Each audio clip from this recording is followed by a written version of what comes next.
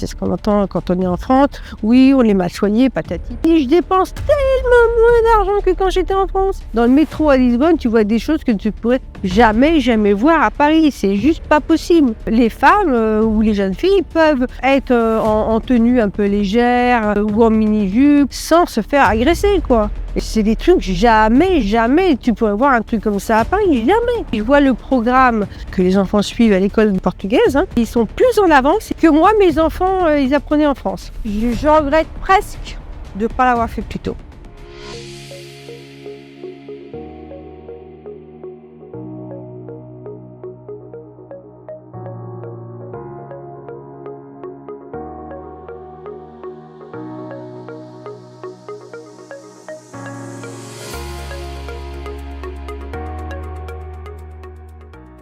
Vous savez, à chaque fois que j'arrive chez moi et que j'arrive devant le portail, je dis « Qu'est-ce que c'est beau chez moi !»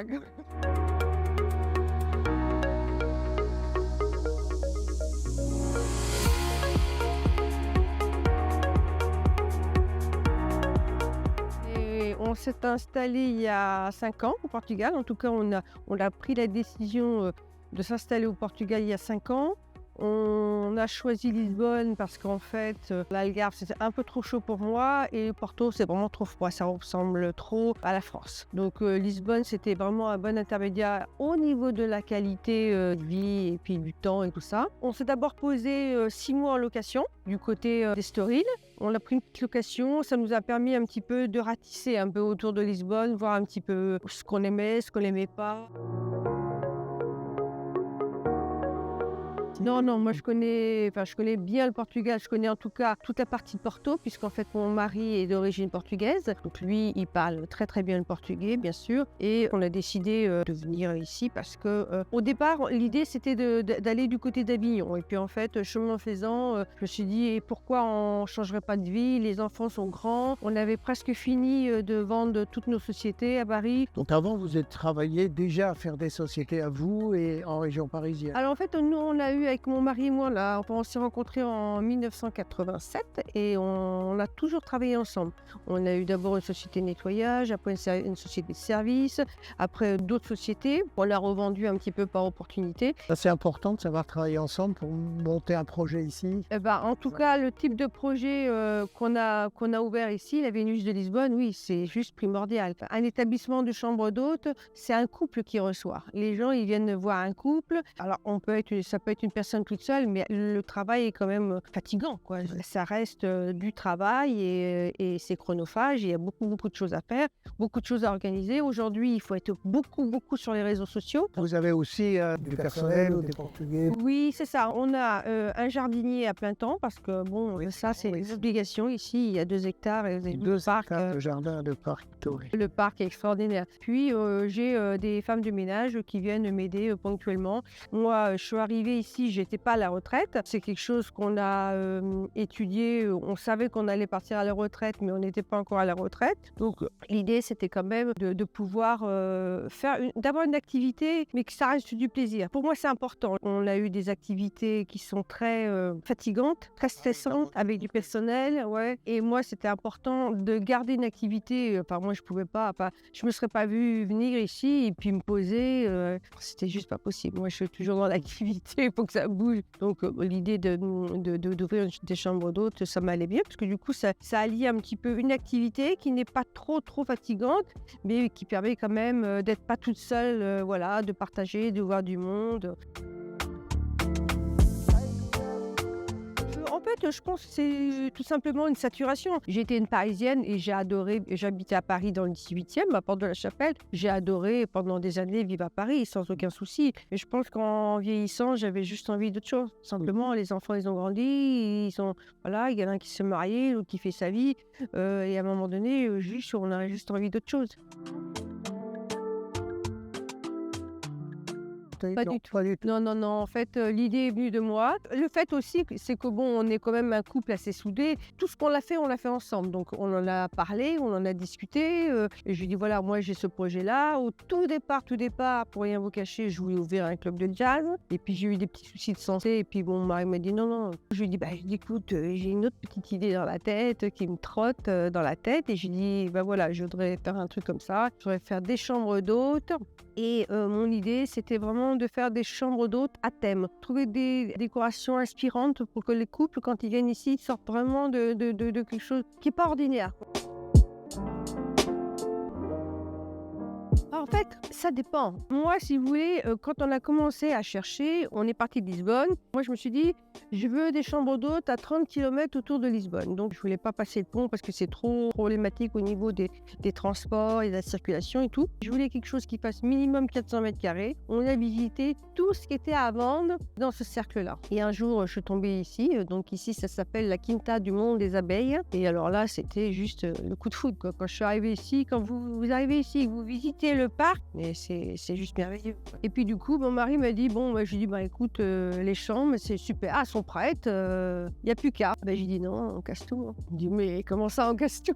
Ah, je dis: «Oui, on casse tout». Il dit: «On casse tout parce qu'en fait, effectivement, vous avez des chambres qui sont bon, qui étaient vraiment nickel. Il y avait même une chambre qui avait une salle de bain avec une baignoire balnéo, donc c'était qualitatif et c'était très beau». Mais j'ai dit: «Écoute, elles sont belles tes chambres, mais c'est des chambres normales. Donc si tu veux louer ces chambres-là, tu vas les louer quoi? 30 balles, 40 €?» J'ai dit: «Tu vas te prendre la tête pour gagner 40 € par nuit?» J'ai dit: «Non, j'ai dit, on va faire des choses extraordinaires». J'ai dit: «On va faire des chambres extraordinaires». Je lui dis: «Pourquoi?» Parce que les gens, les touristes qui sont à Lisbonne, pourquoi tu veux qu'ils fassent 30 kilomètres pour venir chez toi? Ils ne feront pas 30 kilomètres, ils vont prendre un hôtel à Lisbonne». Exactement. Voilà. Oui. J'ai dit: mais par contre, si tu leur offres un truc extraordinaire, une chambre qu'ils vont pas voir partout, et ben là, ils vont faire les 30 kilomètres et là, ils vont faire un séjour chez toi pour vivre cette expérience avec toi». Et donc, on est parti. J'ai dit: «Écoute, moi, j'ai un peu des idées. Je voudrais qu'on parte sur la thématique des 7 péchés capitaux et en partant sur les 7 péchés, on va fabriquer et on va faire la décoration». D'accord. Et donc, en fait, au départ, on a eu beaucoup d'étrangers et puis de fil en aiguille, les Portugais, ils ont commencé à venir et puis le bouche-à-oreille s'est créé tout doucement et puis ils se sont dit: «Mais c'est super ce que vous avez fait, on ne connaissait pas» et tata et puis bon, ben voilà et maintenant, les Portugais sont au rendez-vous. Les gens viennent beaucoup ici, et très souvent, soit c'est parce qu'en fait ils veulent, voilà, se faire une petite escapade pour un week-end, en amoureux et puis Voilà, on n'a pas Saint-Valentin, vous êtes plein. eh ben non, on n'est pas plein à la Saint-Valentin parce qu'en fait je pense que déjà à la Saint-Valentin les gens, se font de moins en moins de cadeaux ou en tout cas ou plus des petits cadeaux et puis je pense qu'en fait ici les gens ils viennent beaucoup à l'occasion d'un anniversaire. Je dis toujours mes clients parce qu'en fait la plupart de mes clients, c'est des clientes. En fait, les femmes sont un petit peu plus force de proposition, je pense, pour ces messieurs. Et en fait, souvent, les dames disent: «Ah, bah tiens, je vais offrir ça, on va aller avec mon chéri, avec mon mari». Et donc, en fait, je dirais à 80% des locations, c'est les femmes qui réservent pour leurs hommes. Et c'est souvent, en fait, voilà, à l'occasion. Alors, une Saint-Valentin, on a eu par exemple des commerçants de Lisbonne. Pour la Saint-Valentin, ils avaient beaucoup travaillé, donc ils sont venus un mois après faire leur Saint-Valentin ici. Mais c'est souvent à l'occasion d'un anniversaire, d'une fête, c'est un anniversaire de mariage, beaucoup. Et puis on a des touristes qui viennent ici, comme c'est le cas cette semaine, un couple de Français. Eux, ils passent 3 jours ici, tranquilles, en amoureux. Là, aujourd'hui, ils sont partis visiter Sintra. Et puis, donc, tous les deux, tranquillou. Et puis après, ils vont faire 3 jours à Lisbonne. Ça leur permet, en fait, de découvrir le Portugal et de découvrir la capitale, mais pas se faire une semaine de Lisbonne, mais aussi être un petit peu sur l'extérieur. L'idée, c'est qu'en fait, on reste dans la suggestion. Dans les chambres, mon idée, c'est que chaque client crée sa propre histoire en fonction de son vécu, son état d'esprit. C'est pour ça qu'il y a 3 thèmes qui sont complètement différents et c'est pour ça qu'il y a beaucoup de petits détails dans les chambres et en fonction de l'état d'esprit de la personne qui va passer la nuit dans la chambre, chaque personne ne verra pas la même chose. Le meilleur compliment qu'on puisse me faire, c'est quand les gens ils me disent: «Carole, C'est tellement classieux ce que vous avez fait, on adore. Et je crois que pour moi, c'est le pari réussi. Parce qu'en fait, jongler, c'est ce qu'on disait tout à l'heure, quand on veut jongler avec la sensualité, la sensualité peut très vite être déviée vers la sexualité. Et je veux surtout pas ça. Je veux qu'on reste vraiment dans une sensualité très, très classieuse. Et je pense qu'effectivement, ça, quand les gens ils me disent et ouais, pour moi, ça me touche au cœur, ça. À chaque fois, je me dis, ouais, j'ai réussi mon pari, c'est ce que je voulais. J'avais pas du tout envie de faire un truc lambda. Pour moi, c'est important, une partie un peu bien-être, massage, spa et tout ça. Donc là, j'ai condamné le studio, je suis en train de faire une salle de massage pour 2 personnes, avec une ambiance très orientale, puisque je vais travailler avec des produits du Rassoul, des huiles essentielles d'Orient et tout ça. On a fait un spa à l'extérieur avec un jacuzzi et un sauna infrarouge. L'idée, c'était de faire un espace spa à l'extérieur qui sera réservé à mes clients le soir. Donc, à partir de 18h, c'est réservé à mes clients. Ils vont pouvoir, avec et dans le prix des chambres, ça sera gratuit pour eux, ils pourront faire 1 heure de spa en soirée. Et dans la journée, pour rentabiliser un peu les investissements, je vais faire venir des clients de l'extérieur, mais pas pour 1 heure de massage. Je vais leur proposer des expériences avec 1 heure de spa, des enveloppements ou des massages, et puis après une petite pause gourmande dans le parc ou s'il fait pas beau. Et j'envisage de faire un hammam avec le hammam, des douches, des tables pour faire les gommages au Grand Kessa. Le hammam, moi je suis parisienne, il y en a partout, mais ici il n'y a pas de hammam. Ça va être le premier hammam. C'est un truc incroyable, puisque c'est pas leur culture, ils sont pas... Donc il y a beaucoup à inventer, quoi. En fait, beaucoup à apporter, quoi. Beaucoup à apporter. Et en plus, ce que j'aime beaucoup, c'est que les Portugais sont très curieux. Nature, peut-être parce que c'était des grands navigateurs, je sais pas. En tout cas, ils sont d'une nature très curieuse et ils aiment découvrir des nouvelles choses. En tout cas, la nouvelle génération, parce que...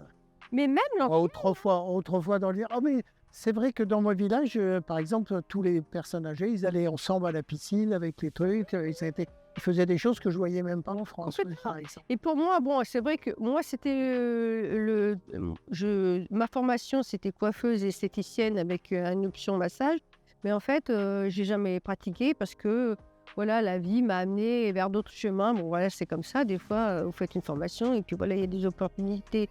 Voilà. Mais en fait, moi, c'est toujours quelque chose qui m'a manqué parce que j'aime beaucoup communiquer. C'est d'ailleurs pour ça que vous avez une sensibilité pour la beauté, Ouais, j'aime les belles choses. Et c'est vrai que ce hammam, c'est quelque chose qui me tient beaucoup à cœur. Alors, c'est un gros investissement financier parce qu'évidemment, là, il y a une petite enveloppe à mettre en place. Mais pareil, l'idée, ça va être de pouvoir proposer après aux gens qui vont venir de faire des soins du corps, des massages ou pas. D'ailleurs, ce sera une option. Les gens pourront prendre ou pourront pas prendre. Et c'est vrai qu'une fois que vous avez fait votre massage, vous avez fait vos soins, vous allez dans le parc en bas, vous prenez une petite plancha avec un petit verre de vin.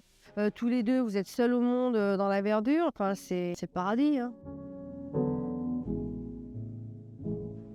On a eu plusieurs sociétés qu'on a revendues un peu par opportunité. Voilà, ça s'est fait un peu comme ça. Et puis, on était propriétaire d'un loft à Paris 18e qu'on a vendu. Ce qui fait que quand on est arrivé ici, on avait déjà un capital. Et ce capital, l'idée, c'était de le placer. Cette quinta, je le vois plus comme un placement immobilier qu'un travail. Il y a 5 ans, c'était encore intéressant d'acheter. Ça a déjà beaucoup augmenté Ouais, alors ça a beaucoup augmenté. Nous, on a eu peut-être un peu cette chance, c'est que le lieu, il était très atypique. Je pense que n'importe qui aurait visité la Quinta, les gens, ils auraient eu peur parce que vous avez vu, le parc est très grand. N'importe qui aurait pu avoir peur. En plus, il y avait la grande salle à l'entrée qui, je vous disais tout à l'heure, qui servait pour les banquets avant. Et je pense que n'importe qui aurait pu avoir peur. Mais nous, ça ne nous a pas fait peur parce qu'on était dans l'entrepreneuriat, on a eu des sociétés, les travaux, ça ne nous fait pas peur. Mais ça, c'est important. Vous étiez quand même déjà des entrepreneurs. Ouais. Alors, vous travaillez à 2 déjà. Ouais. Avec une vision d'entrepreneur. En plus, on a beaucoup travaillé dans le BTP aussi. Donc, on sait ce qui est possible ou ce qui n'est pas possible. Mon mari, il est très, très bricoleur. Il fait toutes ses mains. C'est un vrai portugais, on va dire. Il fait toutes ses mains et heureusement. heureusement d'ailleurs qu'il fait autant de choses parce que dans une grande maison comme ça, il y a tout le temps des choses à Ça, faire. c'est sûr. Et comme on est quand même, pour les gros travaux, on est tributaire des sociétés et c'est compliqué ici. Je pense qu'avec des choses simples, on peut faire des trucs super. Par exemple, moi j'ai mon fils, j'ai un fils qui a 33 ans et il me disait l'autre fois, il me dit: «Oh, j'étais à Lyon et puis il était du côté de Lyon. Ah, puis il me dit: j'étais avec ma copine, j'avais envie de réserver un Airbnb, mais j'avais envie d'un truc un peu, voilà, qui change un petit peu de l'ordinaire.» Il me dit: «J'ai tapoté tout ça, puis j'ai trouvé un appartement à louer.» Il me dit: «C'était super, maman.» Il me dit: «L'appartement, en fait, il est décoré un petit peu love, mais pas trop.» Il me dit: «C'était vraiment très classe.» Et il me dit, il y avait une grande pièce, un lit, un petit jacuzzi pour 2 personnes, un petit sauna dans une petite pièce, une petite cuisine ouverte, un petit panier avec une petite bouteille de champagne et des petites toasts qui les attendaient. Il dit: «Maman», il me dit, bon après le budget c'était je crois que c'était 200 ou 240 € la nuit. Mais il dit: «Maman», il me dit, «j'ai passé 2 jours avec ma chérie, c'était super.» En fait, c'est un petit espace. Les gens, ils ont fait un super truc qu'ils louent super bien parce que bon, c'est quand même pas donné au niveau du prix de la chambre, mais il le loue.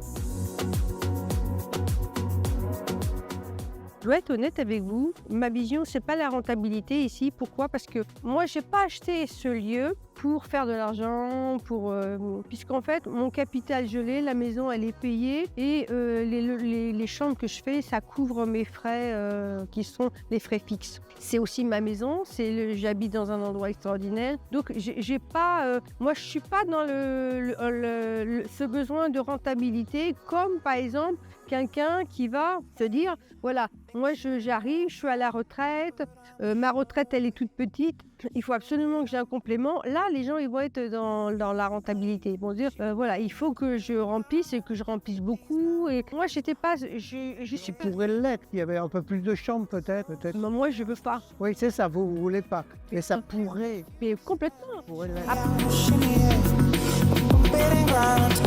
Moi, je pars toujours du principe, mettez-vous à la place de votre client. Qu'est-ce que vous aimeriez trouver quand vous allez dans un lieu? Vous vous mettez à la place du client. Par exemple, vous faites la décoration d'une chambre, vous avez une idée. Est-ce que ça vous plairait? Est-ce que si vous avez ça, est-ce que c'est quelque chose qui va vous plaire? Est-ce que si on vous offre le petit déjeuner comme ça, et que c'est comme ça, est-ce que ça va vous plaire? Toujours, on renverse les rôles. Quand moi j'ai fait les chambres, ça a été ça. Je me suis dit, j'ai essayé de me mettre dans la tête d'une femme qui voudrait venir avec son petit chéri ou son mari et puis qui a envie un petit peu de quelque chose d'un petit peu plus sensuel. Et je me suis dit, bah tiens, la chambre au miroir, ça pourrait être sympa. Donc j'ai un peu fait travailler un peu ma tête et je me suis dit comment que ça peut être dans les harems sans que ça... Et du coup, j'ai avancé sur cette idée-là. On ne peut pas faire l'impasse sur les réseaux sociaux, mais il faut quand même pas négliger le bouche à oreille. Quand vous arrivez dans un endroit, vous vous posez, vous organisez votre petite vie, tout ça. Après, il faut aller vers les gens. Il faut aller vers les gens du coin, les Portugais, apprendre le portugais et surtout, en fait, aller voir d'autres Français qui sont installés, intégrer des réseaux. Il ne faut pas rester dans son coin. Il faut vraiment aller voir les gens, faire des flyers, aller dans les boutiques, dire coucou, on est là. Moi, je vois ici, on est souvent sollicité par des entreprises portugaises. Il y a un loueur de vélo qui est venu nous voir pour on organise des balades à vélo. On en a d'autres qui font des chevaux. Ils nous ont demandé si on pouvait aussi proposer à nos clients. Il y a un donnant-donnant. Si vous faites travailler ces gens-là ils vont vous faire travailler. Par exemple, si vous voulez vendre du vin, allez voir les petits producteurs régionaux. Allez au marché, discutez avec les gens, faites-vous du relationnel pour vous faire connaître. Il faut essayer de voir si vous ne pouvez pas trouver autour de vous des gens qui vont vous servir de prescripteurs. Un prescripteur, c'est quoi? C'est quelqu'un en fait qui va parler de vous, qui va vous amener des clients. Alors ça peut être le coiffeur du coin, mais pourquoi ça serait pas le monsieur chez qui vous avez emmené votre voiture à réparer et vous lui dites, ah bah vous savez, moi j'ai un établissement, Moi, c'est simple. J'ai mes petites cartes de visite dans mon sac à main. Partout où je vais, c'est comme le petit poussé. Je sème partout. C'est un peu en mettant les pieds dans des réseaux d'entrepreneurs que j'ai développé ma société et que ça m'a permis de rencontrer du monde et voilà, de trouver mes premiers clients. Et j'ai toujours aimé ça. Et j'avais mon réseau d'entrepreneurs à Paris et quand je suis arrivée ici, Un truc, ça me travaillait un peu, j'avais bien envie de repartir, mais toute seule, je sais pas, je voulais plus. Toute seule, c'est trop compliqué à gérer, tout ça. Donc dans tout du temps, dans mes réseaux, j'ai trouvé des personnes qui m'ont dit, ah ben nous, si tu ouvres un réseau d'entrepreneurs, on veut bien t'aider. Et du coup, il y a 1 an maintenant. Si vous faites des chambres d'hôtes, il faut vraiment investir dans des très bons matelas. C'est avant même la déco, avant même le petit déjeuner, avant toute chose, des bons matelas, des bonnes têtes d'oreiller. Vraiment, investissez dans des choses de qualité. Moi, je le vois tous les jours. Tiens, encore ce matin, le couple qui est venu au petit déjeuner m'ont dit le lit. Alors eux, c'est la première fois qu'ils dormaient dans un lit rond. Ils me disent c'est super, on ne peut pas toucher les bords. Je suis contente d'avoir fait le choix de venir ici. Et jamais, au grand jamais, je ferai marche arrière. Hein. Ça c'est clair. Et je regrette presque de ne pas l'avoir fait plus tôt, honnêtement. En fait, à un moment donné, je m'étais posé la question. À un moment donné, je me suis dit, oh, mes enfants, ils n'ont pas fini leurs études. Bon. Mais en fait, j'aurais pas dû me poser cette question-là. J'aurais dû faire les choses. J'aurais dû peut-être faire les choses plus tôt. Mais bon, après, voilà, c'est comme ça. Ça s'est fait comme ça. On peut même venir à 20 ans. Bah oui, de toute façon, on n'a pas de capital. Ici. Oui, mais là, par exemple, là, justement, j'ai eu il y a 15 jours, j'ai eu un petit couple de Français qui sont installés. Lui, il est d'origine tunisienne ou marocaine, je sais plus. Elle est française. Petit couple super gentil. Ils ont quoi? Ils ont même pas 25 ans tous les deux. Ils travaillent tous les deux à Lisbonne. On en parlait avec eux parce qu'ils travaillent dans une grande société, la Téléperformance, parce que Téléperformance, ils vont dire ouais, machin, truc bidule. Et en fait, j'étais très étonnée, c'est qu'en fait, ils sont super heureux de la vie qu'ils mènent. Ils disent on a une vie simple.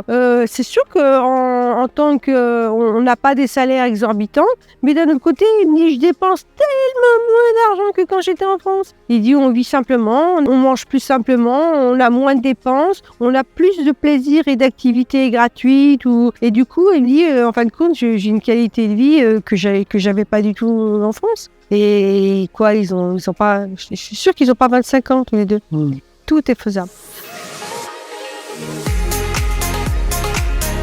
La qualité de vie qu'on trouve ici, au niveau de la sécurité, c'est juste incroyable. Tu vas à Lisbonne, dans le métro à Lisbonne, tu vois des choses que tu pourrais jamais voir à Paris. C'est juste pas possible. Vous avez les femmes ou les jeunes filles peuvent être en tenue un peu légère, un peu ou en mini-jupe ou en short ou quoi que ce soit, sans se faire agresser, quoi. Et c'est quand même... des fois, je me balade à Lisbonne et que je vois les femmes un peu en mode franchement, c'est des trucs jamais tu pourrais voir un truc comme ça à Paris, jamais. Même le soir. Sans se faire agresser. Même le soir. Ah mais oui, mais c'est même pas la peine. Des petites nanas avec des petits shorts et tout ça, la sécurité ici, ça a quand même, c'est un pays, c'est quand même un vrai plus. Et des gens qui ont des enfants et qui se disent pour moi, je suis arrivée, mais je me suis mis pas trop loin de l'école française parce que je veux que mes enfants ils suivent l'école, ils aillent à l'école française à Lisbonne et tout ça. Donc voilà, donc ils habitent pas loin, ils ont tout fait autour pour que les enfants suivent cette scolarité. Et puis en fait, vous avez des gens qui se disent non, en fait, non, nous on va mettre nos enfants à l'école normale. Et il se trouve que je discute avec des mamans, et notamment j'en ai discuté avec une il n'y a pas très longtemps. Elle a trois enfants, bon pas très grands, enfin je pense que le dernier doit avoir 7-8 ans, puis la petite dernière doit avoir 6 ans, puisque 5 ans je crois, parce qu'elle est rentrée à l'école. Et elle me disait, en fait, quand elle est arrivée, le petit dernier il est né au Portugal. Et puis les deux aînés, ils étaient là. Et elle me dit, quand on est arrivé, on s'est posé la question si on allait les mettre à l'école française. Et puis on s'est dit, ils vont quand même aller à l'école française, on préfère, patati, patata. Et puis elle me dit, quand la petite dernière est née au Portugal, ils ont été dans cette réflexion, ils disent, si on la mettait tout simplement à l'école du coin. Et bien elle dit, si tu savais, Carole, la différence qu'il y a Il me dit, tu sais qu'en fait, mes enfants qui vont à l'école, elle me dit, je vois le programme des enfants que les enfants suivent à l'école du portugaise. Hein. Il dit, en fait, ils sont plus en avance, ils apprennent plus de trucs que moi, mes enfants, ils apprenaient en France. Je crois bien, moi, mes enfants ont beaucoup aimé l'école portugaise. Après, c'était un peu difficile pour nous d'apprendre à lire en portugais. Il y avait beaucoup de devoirs le soir que je n'étais pas capable de faire. Ouais. Et dans notre village, il n'y avait pas grand monde comme répétiteur le soir. Mais c'était très bien. Ils ont beaucoup aimé l'école. Ouais. En France, ils n'aiment pas trop. Des fois, je pense que des fois, on a peut-être des a priori sur les choses. Mais je pense qu'il faut un petit peu baisser la garde de tous ces a priori. Ouais. Alors, pour la santé, moi, quand je suis arrivée un peu comme beaucoup de Français, avec des a priori, en me disant, oui, on est mal soigné au Portugal, c'est ce qu'on entend, hein, c'est ce qu'on entend quand on est en France. Oui, on est mal soigné, patati, patata. Alors, oui, non. Au Portugal, si vous avez les moyens de prendre une assurance, voilà, quand vous tombez malade, vous êtes pris en charge entière ou pas. Après, vous voyez, moi j'ai une assurance. Là, j'étais chez le médecin, chez le spécialiste. Là, j'ai payé 15 €. J'ai fait une radio des poumons la semaine dernière. J'ai payé 7,50 € avec ma carte de mutuelle que je paye. Bon, après, je pense qu'il y a aussi... alors déjà, moi, depuis que je suis là, j'ai, pour ainsi dire, jamais été malade. Donc déjà, ça aide un peu. Alors quand j'étais en France, j'étais malade régulièrement. Mais en fait, quand si on doit aller voir le médecin standard, je paye le médecin. Alors, ça me coûte 15 €. Et puis, voilà, hein, ça me coûte, c'est sorti de ma poche et puis c'est tout.